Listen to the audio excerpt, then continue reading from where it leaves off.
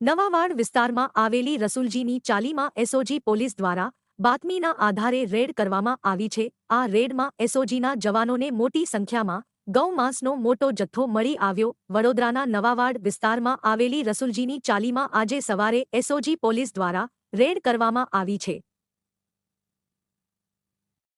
એસઓજીના જવાનો દ્વારા કરવામાં આવેલી રેડમાં ઘરમાંથી મોટી માત્રામાં ગૌ માંસ મળી આવ્યું છે। નવાયાડ વિસ્તારમાં ઢાળ ઉતરતા જ રેલવેની દિવાલની બીજી તરફની બાજુમાં આવેલા ઘરમાં રેડ કરી છે, જેમાં મોટી માત્રામાં શંકાસ્પદ માંસ મળી આવ્યું છે।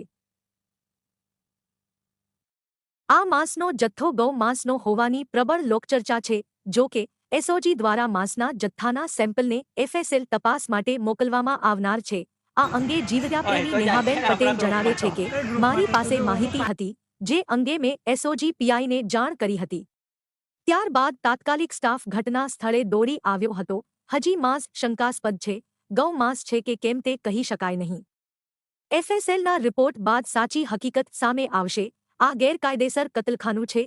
વરસાદમાં લોહીના ખાબોચિયા પણ ભરાયા છે, રોગચાળો પણ ફાટી નીકળી શકે છે। સાથેને ભેંસના બચ્ચા અને 150 કિલો ગૌ માંસનો જથ્થા સાથે ઇરફાન કુરેશીની અટકાયત કરવામાં આવી અને અગાઉ કેટલા સમયથી આ ગૌ માંસનો જથ્થો કોને અને ક્યાં વેચાણ કરતો હતો, સાથે વધુ આ કામમાં કેટલા લોકો જોડાયા છે અને ધરમાં એક ઇસમની અટકાયત કરી આગળની કાર્યવાહી હાથ ધરવામાં આવી।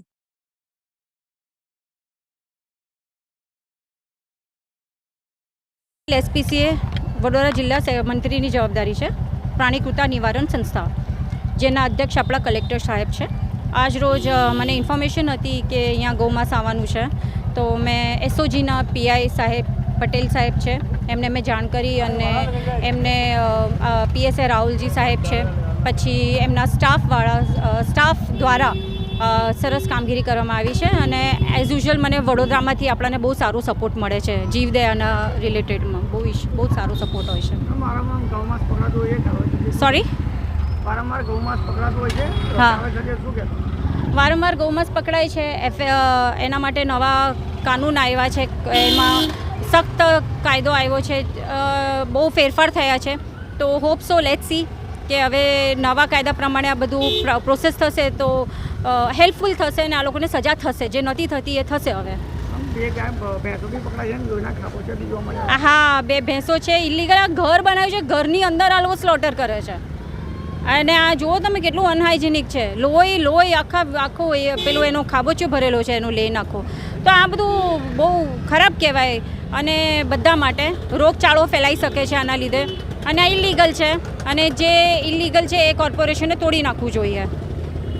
એસઓજી પોલીસ તરફથી નવાયાડ વિસ્તારના એક ઘરમાં ઇલીગલ સ્લોટર હાઉસ ચાલે છે, એ માહિતી આધારે એ સ્લોટર હાઉસમાં ગૌમાંસનો કેટલોક જથ્થો વેચાણ કરવામાં આવે છે, એ માહિતી આધારે એસઓજી પોલીસે રેડ કર્યા છે અને નવાયાડ વિસ્તારના જે ઇલીગલ સ્લોટર હાઉસ છે એમાંથી આશરે 150 કિલો જેટલા ગૌમાંસના જથ્થા પણ કબજે કર્યા છે। એફએસએલના સ્થળ પર બોલાવ્યા છે અને એફએસએલ અધિકારી તરફથી પણ કન્ફર્મ કરવામાં આવ્યું છે કે જે પણ મુદ્દામાલ અત્રેથી મળ્યા છે એ તમામ ગૌમાંસના છે।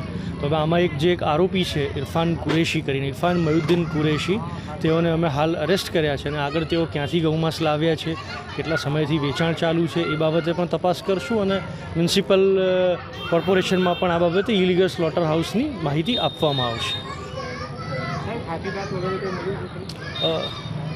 નેક્સ્ટ એના માટે અલગથી સેશન કર્યા છે આપણે। જી।